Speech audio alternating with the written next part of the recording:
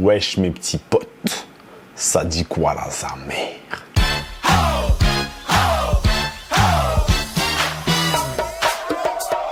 Dans quelle vidéo on va se retrouver aujourd'hui? En ce moment, je fais beaucoup de vidéos sur le Québec. Vous allez me demander, Freeman, pourquoi tu fais des vidéos sur le Québec? Parce que j'aime ici, je vais expliquer pourquoi. J'ai roté.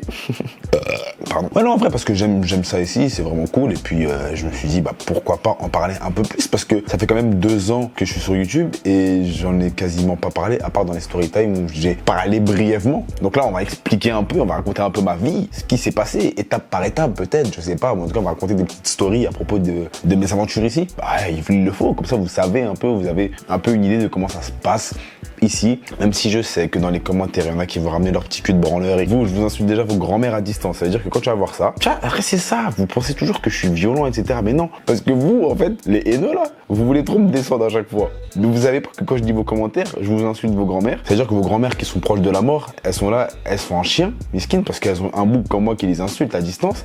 Il faut être cru dans la vie. Pourquoi je dis ça? Je ne sais même plus. Allez vous faire foutre.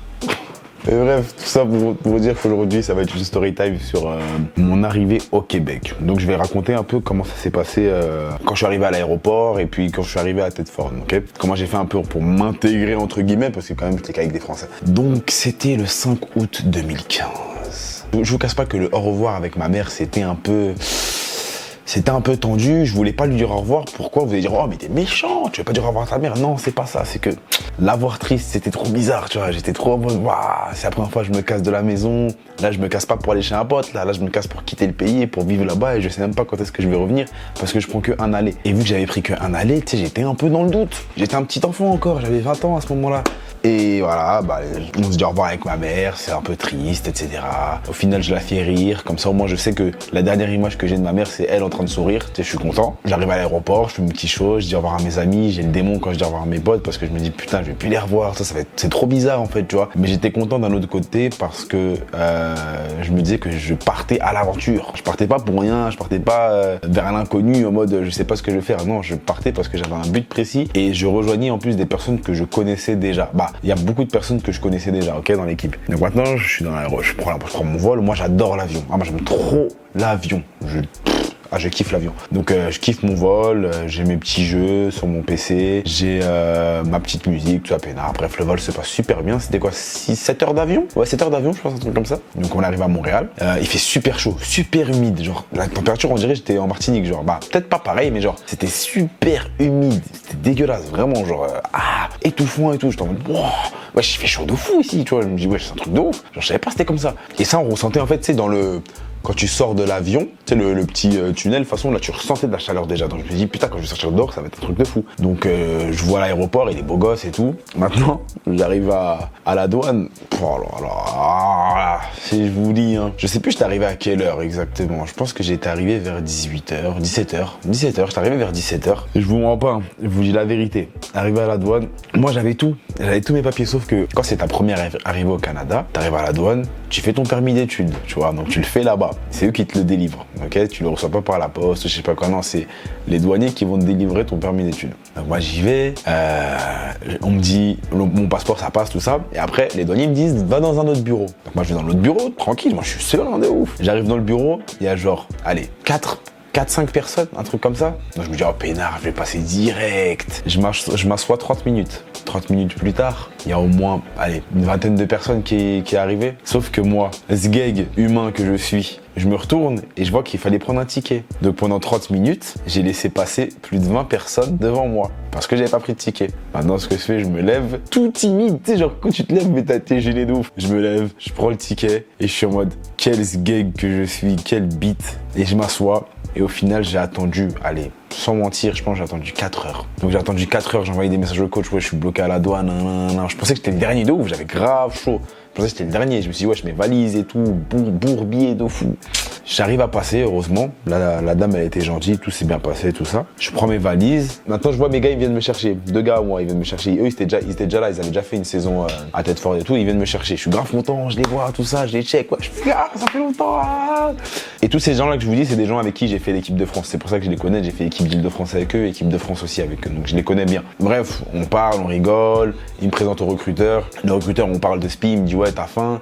Je dis, ouais, de ouf, j'ai grave la dalle, là. J'ai attendu 4 heures, ça, j'ai faim de fou. Et là, on sort. Et quand on sort, c'est là que je vous ai dit, c'est encore pire. La chaleur, je l'ai bien ressenti, bien ressenti. On est parti dans un bus pour chercher la nourriture. Et c'était grave drôle parce que c'était les bus scolaires. Vous voyez les bus scolaires et les bus jaunes, là? Moi, j'ai jamais vu ça de ma vie, tu vois. Et c'est ici la première fois que j'ai vu ça. Et c'était un bus scolaire tout pété, ouais, j'étais éclaté de ouf. Moi, dans les films et tout, je me dis, ouais, c'est trop bien un bus scolaire, c'est d'être énervé. Et attends, ça claquait. Bref, on prend les trucs, il me donne à manger. Et moi, je vois quoi? Je vois, il me passe un sachet, un sac en papier. Et dedans, je crois, il y avait quoi? Il y avait du pain, il y avait du fromage, des raisins, si je me trompe pas, il y avait des carottes avec de la crème, genre un truc, je sais plus c'était quoi. Je crois que c'est de la crème fraîche, un truc comme ça, je sais plus, c'était un truc, bref. Et j'étais en mode, ouais, je sais quoi ça? Non, mais non, je lui ai pas dit ça, tu vois, parce que pas manquer de respect. Dans la tête, je me dis, ouais, je sais quoi ça? Après, moi, je lui dis, ouais, genre, c'est comme ça ici, genre, et tout. On mange des trucs comme ça, c'est normal, là, des légumes crus. Et il me dit, ouais, c'est ça et tout, là, c'est normal et tout. Non, maintenant, je suis grave habitué, tu vois. Genre, maintenant, je sais que si je vois ça dans les magasins, genre, je serai en mode, ouais, c'est normal.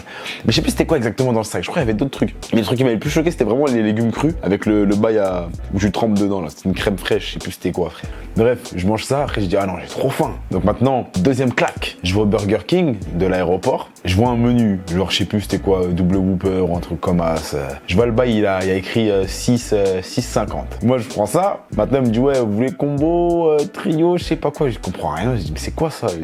Je veux juste le menu en fait. C'est quoi combo trio? Après elle m'explique.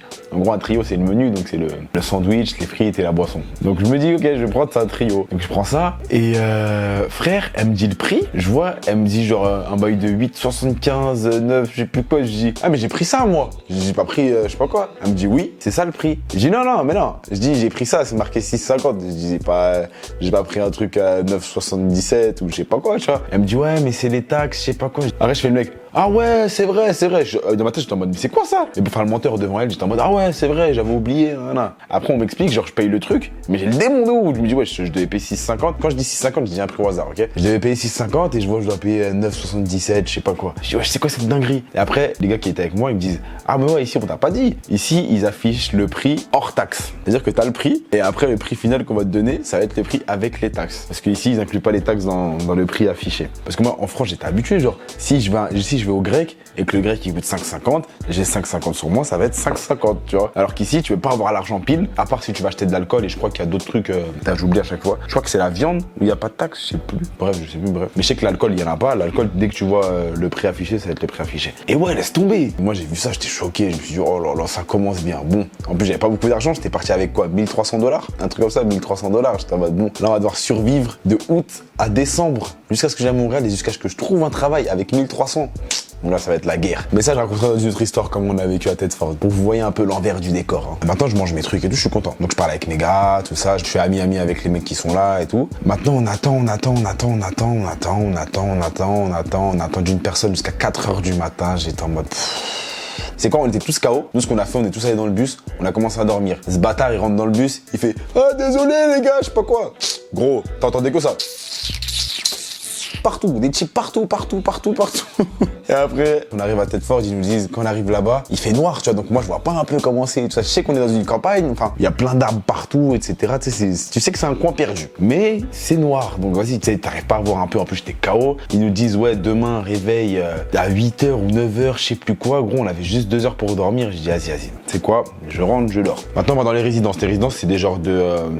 c'est un... Comment je pourrais dire ça? Une sorte de maison. Regarde, un grand truc là, un grand carré comme ça. Et dedans, il y a plein de petits appartements, des mini-appartements, genre des mini-appartements où t'as juste salon, une porte pour les toilettes, une porte pour une chambre, tu vois, des trucs comme ça, genre c'est éclaté de ouf. Et moi, dans la mienne, on était censé être 3, sauf que j'étais tout seul. C'est moi, je suis parti après recruter des gens et tout.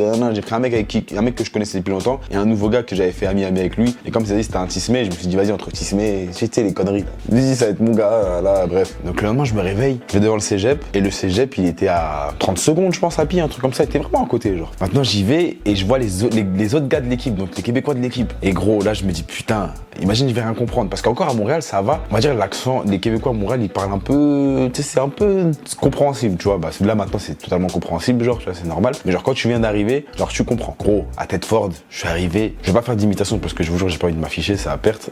Et je vous jure, quand il m'a parlé, je l'ai regardé en mode, tu sais, quand t'es petit, même là, à cet âge-là, il y a des réunions de famille, je sais pas quoi, et genre, t'as un oncle qui va te parler, tu vas rien comprendre et tu vas dire oui, oui, oui, oui. Tu vas déjà dire oui, oui. Tu vas juste dire oui, en espérant que la bonne réponse, c'est oui. Là, c'était pareil. Il m'enchaîne.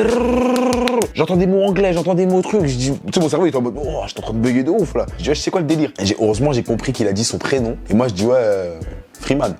Et lui, il me regarde. Alors je le regarde. Je dis, ah, je m'appelle Freeman. Il dit, ah, ok. Je dis, ah, ouais, je dis, oh là là, frère, c'était chaud. Bon, au final, en même pas une semaine, genre, j'ai réussi à m'adapter, etc. Mais le plus dur dans l'histoire, en fait, c'est quoi? C'est qu'on était tellement que entre Français, ce qui fait que l'intégration, c'était pas comme ça aurait dû être. Malgré ça, je vous jure que l'intégration s'est faite rapide. Et on a réussi à les comprendre rapidement. Et au final, c'est bidon, tu vois, je comprends de fou. C'est sûr qu'il y a des endroits au Québec où je comprends rien du tout. Et même les Québécois eux-mêmes me disent qu'ils comprennent pas, ok, dans certains endroits. Mais là, c'était hardcore. Franchement, pour une première fois, je pense que si tu veux bien comprendre l'accent, en vrai de vrai, c'est mieux que tu vas dans une campagne directe. Comme ça, au moins, t'es calé après. Après, t'es bien de fou, je te le dis. Mais la première fois, j'étais super de fou malade. Donc voilà, c'était un peu ma petite histoire de mon arrivée au Québec. J'espère que j'aurai d'autres storytime. Bah, je pense que oui, j'aurai d'autres storytime à propos de ça. Voilà, c'était Freeman. Prenez soin de vous. On se pète la prochaine fois. Peace. C'était un soir d'hiver, je me baladais tout seul tel un vagabond. Elle n'était pas si seule, elle traînait avec cette salope que je n'aime pas, mais bon.